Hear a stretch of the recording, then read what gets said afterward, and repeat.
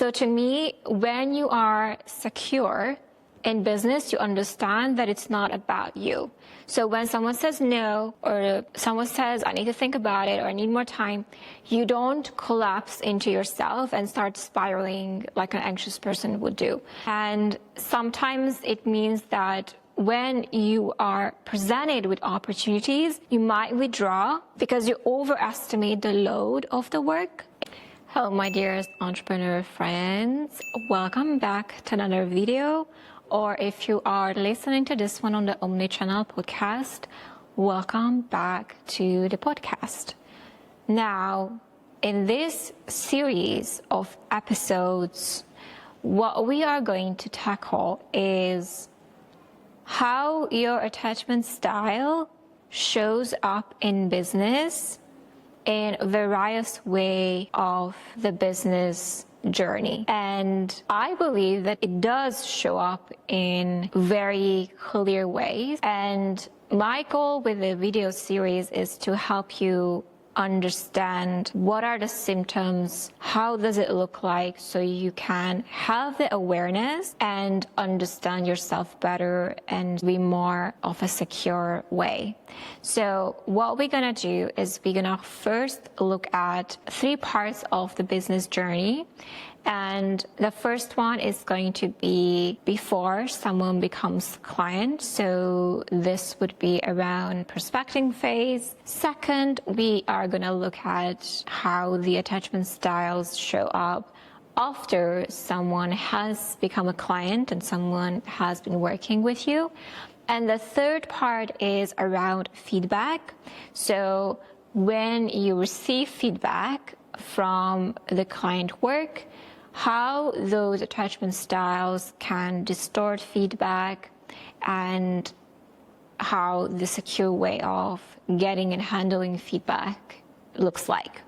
So we are going to also cross down with first the anxious attachment style, the avoidant, and then we're also going to examine the secure ones. And also it can help you adopt a better way of thinking and acting. Therefore, you are maximizing your chances of landing clients, maintaining clients, and having to create a positive experience when you are serving clients. Okay? So many people who are not aware of these, they are literally letting the distortions run the show. But lucky for you, it's not gonna be you. All right. So this episode is part 1. We're gonna do the first part before someone becomes a client. Now, let's look at the anxious attachment style prior to working together.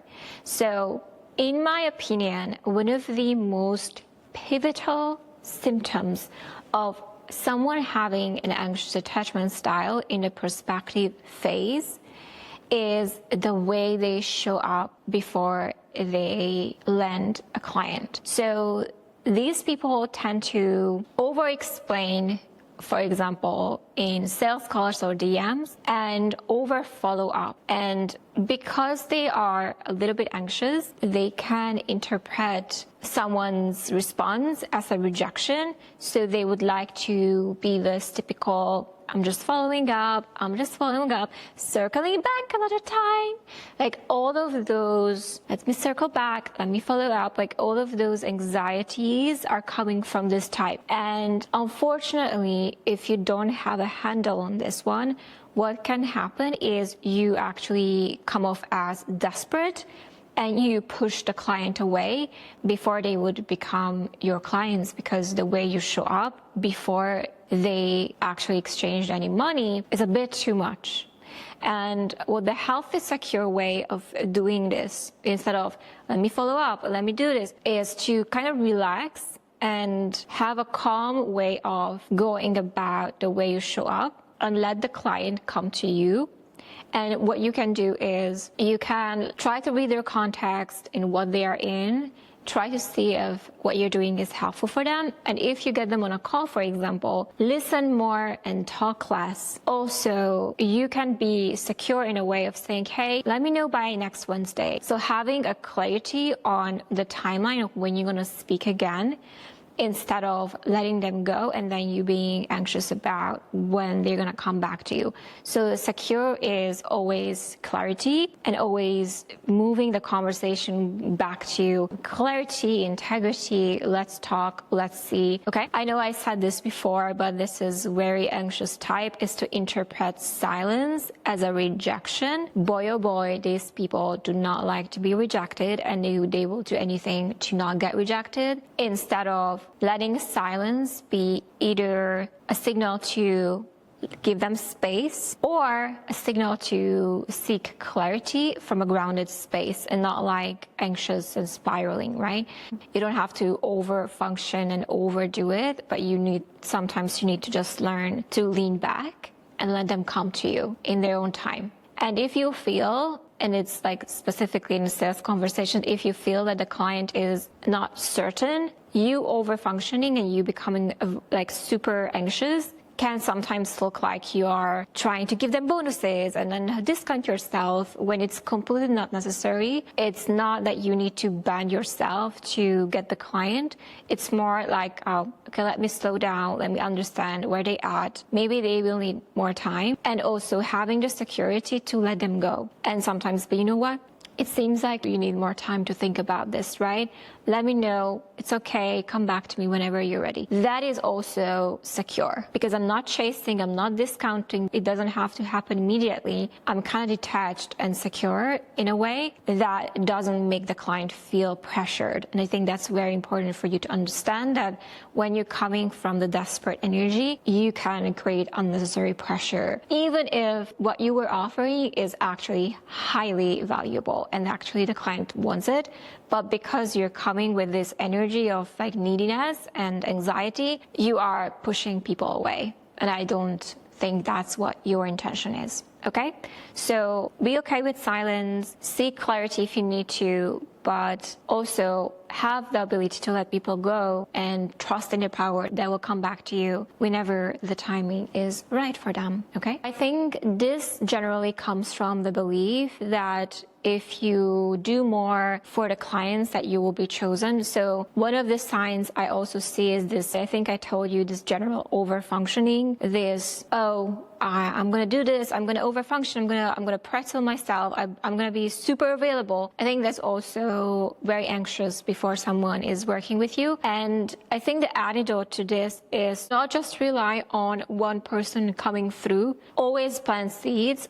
And so you don't become over-reliant on this one client, and also have your own life and have your own schedule. Don't be overly available. And I'm not saying you should fake it. I'm saying you should get busy, because if you're busy, you don't have time to spiral when someone is slow. You don't have time to over-analyze what they meant, where are they, and therefore you can just relax and live your life. There's a lot of people-pleasing there, and there's a lot of I need to earn them, and I need to do a lot to earn it. If you're secure in what you offer, you don't actually have to earn the business. You can be proactive. We can take steps towards someone becoming your client, but it doesn't have to be this overarching, over-functioning, anxious energy. Okay, let us examine the avoidant folks in the prior to getting clients scenarios. So avoidants, they like to hold back on following up or asking for clarity, even when they are actually interested in working with someone. And I'm not sure if this is like an ego play or if this is something that they are just completely unaware, but it can sometimes come off as this I'm too cool for school type of mentality, like I don't chase. But then sometimes the I don't chase can become passive, and there can sometimes be this, well, I don't spam people, I leave them alone, like, they pride themselves in not chasing. And I think it's because they think that chasing means like what they anxious folks do, like they're circling back and being annoying and too much. I think avoidance, they never want to be too much because they hate when people are too much, and they never want to be even remotely associated with being too much. So they are actually the opposite. They are like very much like zero action, and very low type of engagement and follow-up. And I think the balance is somewhere between, where you understand that you need to connect with people in order to create business and opportunities for yourself. So connecting is something you can't escape. You can connect through DMs and reaching out, but what you have to think about is meaningful connections. So instead of spamming everyone and being inconsiderate, which is what you are thinking when you are thinking, I'm too much, I'm not gonna, I'm not gonna go and chase people. It's about how can I show up with quality, and how can I show up in a way that is meaningful for people that I want to build relationships with, see where that's gonna be leading me. So it's having the courage to show up, having the courage to ask for what they want, but also understanding that it takes time. You have to actually connect with people and making those connections meaningful, rather than going to, spam mode, which is, we hate that anyway, right? So I think that's where the balance is not to be, I don't need business, I'm okay. That's kind of a little bit of a resentment towards the practice of prospecting and the practice of connecting. And it's like the avoidance of it, like, I don't need it. They come to me. And yes, they can come to you. And of course, you can put yourself out there and let them come to you. But also, it's entirely in your hands to invite people to do business with you, especially if they have done it before, especially if you can help them and you have something meaningful to give and provide. It's actually lazy if you don't do that because, like, I'm too cool for this one. Nope, that's under me. Don't do that, because it's not spammy. Spammy is different. It's not what's happening. Okay. Another thing that I observed with the avoidant folks, especially in sales conversation, in prospecting, is a little bit of avoidance. Like, they think that, I don't want to open Pandora's box and like have the client over emote. I don't want to be too emotionally present with prospects. Like, I'm trying to hold back and just very cool and calm and collected. And I think that sometimes is good when you are cool and calm and collected, I think. But what you need to think about is, what is the most attuned response in being with the people right now, the prospective clients? And to me, that's where the security lies. So if you want to come back to security from here, is reading the room, is understanding where the context is, where they at, what's going on for them, and attuning yourself to that one, and coming from there. If they are too much, you can stir them back to baseline. You can ground them. You can be like, okay, you know what?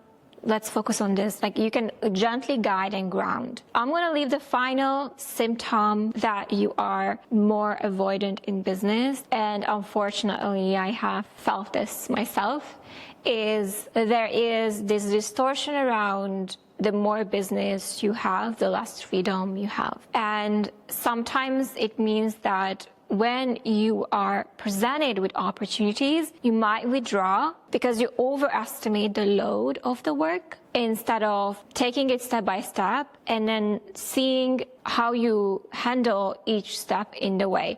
Sometimes it's a good reaction. Sometimes it is an overwhelming work that you kind of think, okay, this is too much for me. But sometimes you can magnify the work that is required and kind of rule yourself out and say, you know what, it's too much. I'm not the person for this. And this is beautiful as well, because the I'm not the person for this is also what I see with avoidant folks all the time. You get presented, someone comes to you, they come to your DMs, they say, I want to work with you, and you are gonna sabotage it and say, I'm not the person for you, let me find you the person. And you hook them up with someone else. It was you the entire time, but then you hook them up with someone else because you thought, I'm not the person, because you rule yourself out, because either you overestimated the workload or underestimated your capacity, or you kind of thought subconsciously that this is a freedom violation. The antidote for this is to, first of all, if they come to you, they want you, cool. That's one. Second, you don't know until you do it. You will see and you will feel into it, you will understand it. But you have to say yes and see it through. In order for you to see it through, You cannot just reject a client because you think it's going to be too much. You'll figure it out. You will hire help. Just make sure that you're charging enough so that you can always find people and pay people to help you out if you need to. I think that's also a very logical thing to think. And don't overestimate the workload if you don't have to, okay? And don't delegate if someone is coming to you and say, look, I want to work with you. Don't be like, it's not me that you want. Recognize that it's you that they want and say yes if you think that this is a match. To kind of look at the overall secure baseline onto the entire thing that we just mentioned, the very first and most foundational secure way of showing up in business is to follow up with clarity and calm. So when you show up with clarity and calm, you understand that I'm grounded, I'm okay, and I want clarity from a place of groundedness, and I don't need to chase, don't need to detach and say, well, fuck this client, right? It's about, let me investigate, let me see it through, let me ask the questions, let me get clarity, and it's okay for me to do all of that. And there's no drama there, okay? Another secure way of being is to showing interest without urgency. So instead of trying to close the deal and trying to accelerate the process, you can show interest in wanting to work with someone, but you can absolutely be secure and okay with the timeline. So it's not about rushing. You're not rushing people in business. You have to close them or else. That you allow yourself to not only build a business that provides you until they come through, but also to kind of be a little bit more secure in the way you are showing up and the way you are operating, and not relying heavily on the pressure and the urgency and the speed, because that's not really secure, in my opinion. Another baseline secure way of being is to express availability without over-efforting. So this means that we're not bending backwards, we are expressing interest, we're open, but we also have our own life, we also have our own business, we also have our things that we have to do and tend to. And I'm not going to pretzel myself and become overly available to you so that you can, be accommodated. Yes, you can be accommodating, but not overly excessively accommodating, right? So have your life, live your life, and then see if you guys can meet in the middle. I think both of you need to kind of accommodate. You don't have to overdo it. You don't have to over discount. You don't have to do any of that in order for you to get business, okay? Just be expressing that you're available, but don't overdo it. And the final tip here that I think is helping you kind of bring this back to baseline is to detach your own worth from a client's decision. So to me, when you are secure in business, you understand that it's not about you. So when someone says no, or someone says, I need to think about it, or I need more time, you don't collapse into yourself and start spiraling like an anxious person would do. You also don't go like, well, then fuck you, and be self-righteous like the avoidant type of person would do. But you can be like, you know what? It's not about me. It's not about my worth. It's about the timing. It's about something else. It's not about my worth. It's about maybe a timing. Your job is to investigate what is really happening, but you detach it from your own worth, from what is a client is deciding on. And it also goes back to pricing. Sometimes you do get price objections. People want to reduce pricing. I think in this scenario, it's important for you to remember it's not about your worth, but it's about, most of the times, it's about them. It's about the client, their finances. They're a startup, they have other things, they allocate their budgets differently. Like, it's okay. Just find clients who are at your level and then work yourself up slowly to increase your value, your expertise, and that happens over time. All right, thank you so much for watching and listening to this one. We go deep into these topics with human to human and with real life situations as well. If you're interested in the program, let me know. I'm gonna put a wait list in the description of this video. You can sign up and I'll let you know when we launch and when we start. And if you want to do this work and become invaluable in the way you show up for your clients, then I think this program is going to be super helpful for you. All right. Thank you so much for watching, listening to this one. I'll see you guys very soon.